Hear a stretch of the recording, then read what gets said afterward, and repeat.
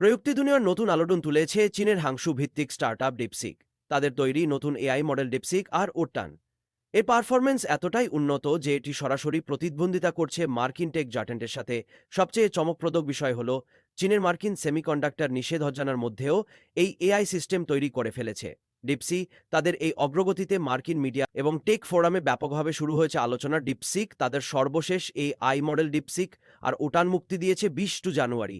এই মডেল গণিত, রসায়ন এবং কোডিং এই বিভিন্ন টাস্কে মার্কিন কোম্পানি ওপেন এআই এর উন্নত মডেলগুলোর মতোই কাজ করছে। নেচারের এক রিপোর্টে ডিপসির এই সাফল্য চাঞ্চলতা সৃষ্টি করেছে বিজ্ঞানীদের মাঝে।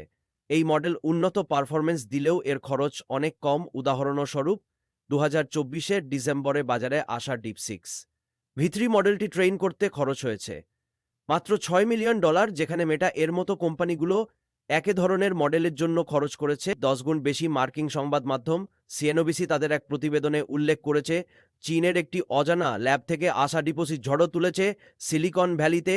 সিলিকন ভ্যালি হল যুক্তরাষ্ট্রের ক্যালিফোর্নিয়া অঙ্গরাজ্যের একটি অঞ্চল, যা বিশ্বব্যাপী প্রযুক্তি উদ্ভাবন এবং স্টার্টআপের কেন্দ্র হিসেবে পরিচিত।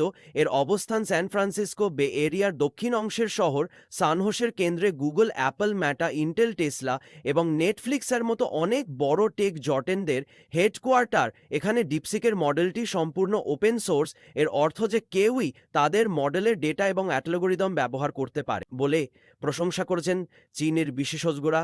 বলছেন মার্কিন নিষেধাজ্ঞা সত্ত্বেও ডিপসি প্রমাণ করেছে সস্তায় উন্নত এআই মডেল তৈরি করা সম্ভব। সেন্স টাইমের প্রাক্তন ডিন টিয়ং ফেং বলেছেন, কম খরচে ওপেন সোর্স প্রযুক্তি উদ্ভাবনের মাধ্যমে ডিপসিক নতুনভাবে এআই শিল্পের ভবিষ্যৎ লিখেছে। ডিপসিকের এই অগ্রগতি সিলিকন ভ্যালির কোম্পানিগুলোকে বেশ চাপে ফেলেছে।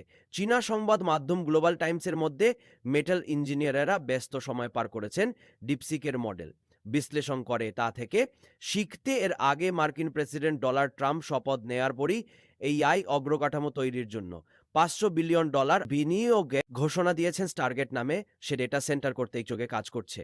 3টি বড় ট্যাগ কোম্পানি ওপেন এআই, ওরাকিল এবং সফটব্যাংক ডিপসি প্রমাণ করেছে নরওয়ালে এবং উদ্ভাবনী হতে পারলে অনেক বড় কিছু সম্ভব।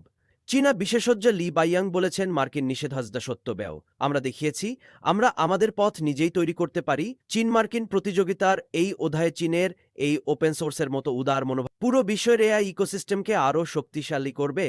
তবে লিয়াং আরও বলেন, এই প্রতিযোগিতা কেবল শক্তির লড়াই নয়, বরং সহযোগিতার মাধ্যমে এআই শিল্পকে এগিয়ে নিয়ে যাওয়ার একটি বড় সুযোগ বিশ্বের জন্য।